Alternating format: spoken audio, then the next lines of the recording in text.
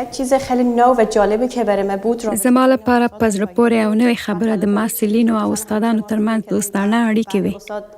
زموږ په هېواد کې استادان له محصلینو لوړ ګڼل کېږي، خو دلته داسې نه ده. دلته محصلین او استادان د ښې پایلې لپاره په ګډه کار کوي. که بتونن یک نتیجه بهتری بگیرن.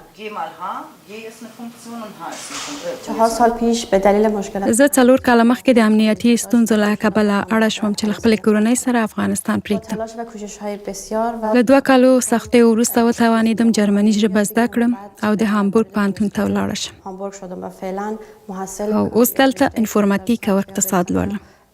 انفورماتیک و اقتصاد درس میخوانم. البته کسایی که صنف 12 هغه کسان چې په خپل هېواد کې یوازې ښوونځی لوستی وي او غواړي دلته له پناه وروسته پوهنتون ته ولاړ شي، لومړی باید 1 کال په جرمني کې کالج ولولي. چند سمستر به همین رشته‌ای که فعلا تحصیل خو ما چې په همدې څانګه کې 2 سمستره زده کړه کړې وه، له کالج پرته پوهنتون ته ولاړم.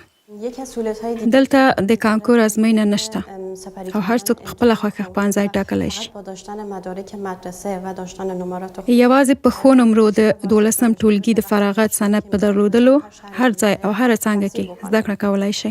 دانشجویی که مشکلات د اقتصادي ستونزو لرونکو محصلینو سره دولت د بافوک پروګرام له لارې مرسته کوي.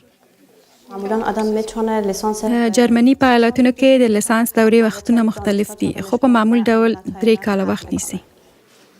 برای معلومات د بیشتر جرمني د پوهنتونونو د سیستم په اړه نور معلومات په هامبورګ جرمني .de کې وګورئ. دنبال کنید.